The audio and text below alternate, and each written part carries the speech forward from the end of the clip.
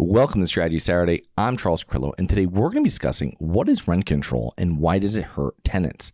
Now, rent control is a topic that's getting a lot of media attention and is promoted in certain circles as a solution for affordable housing, which is the exact opposite consequence of rent control. Now, most states have a statewide ban on rent control, but some states do allow it. Now, as I explain rent control and its consequences, I want to make it clear that we need to have more affordable housing in the U.S., and I'm very much in support of that, but rent control is not the correct path to affordable housing. Now, rent control, it limits the amount the landlord can raise rents on tenants annually, and that's usually denoted as 3% or 5%, which sounds great when you hear it, but it does not work. Now, there's a number of issues with rent control, starting off with if landlords cannot raise rents, they're not going to improve the property. If you can't increase the rent to cover your other fees that are happening, do you think you're going to reinvest more money into it if you're unable to capture that money back? No way.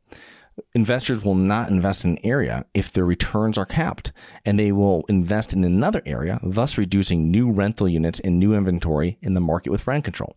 Now, if I can only earn, for example, 6% on the developing apartments in a rent control area, but 12% I can earn in a non-rent control area, I'm going to choose the non-rent control area to invest into.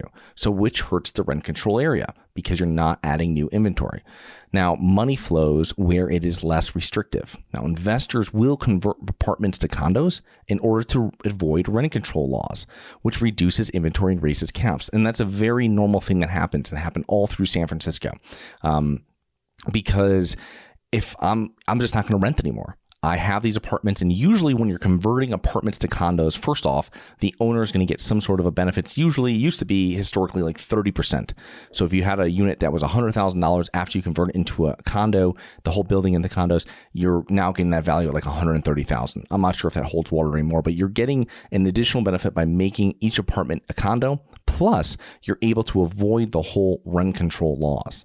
Now, a cap on rent increases while the landlord's other expenses every year are increasing. Insurance, taxes, utilities, management. This disincentivizes the landlord to spend money on their property. In a normal market, landlords want to keep their tenant as long as possible, and they do that by servicing them.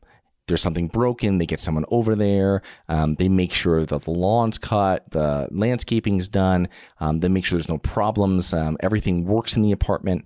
In a rent control market, landlords want turnover because once they get turnover, they can reset the rate.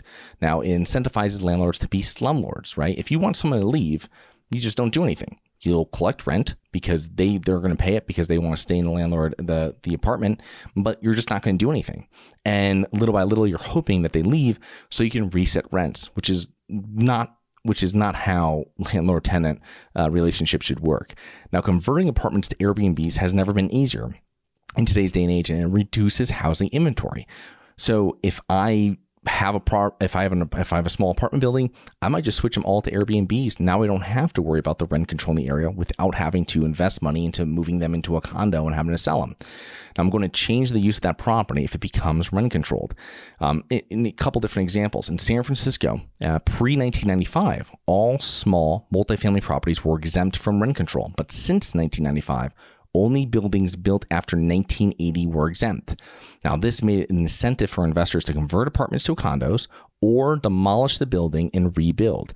Now, both instances, tenants lose because there's less inventory, meaning that the other places, there's more people going after less units because the place that they're just living in just got demolished. So you could put up these multi-million-dollar condos.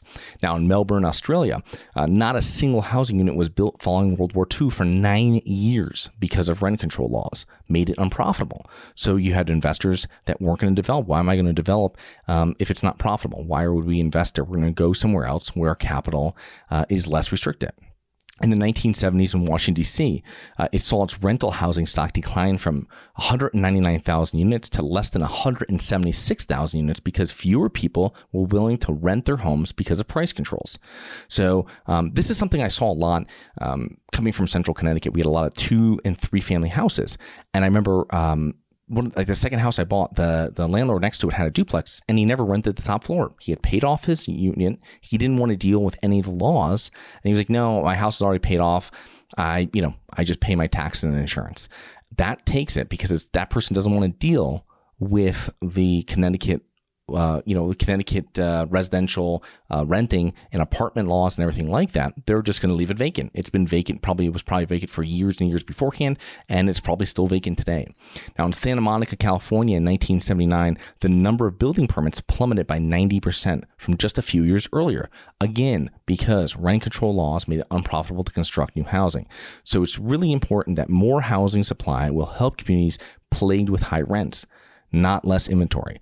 But don't take my word for it. Research it online, and I highly suggest a book called Economics in One Lesson, and I'll put that link into the show notes. But I hope you enjoyed. Please remember to rate, review, subscribe. Please submit comments and potential show topics at globalinvestorspodcast.com. Look forward to 2 more episodes next week. See you then.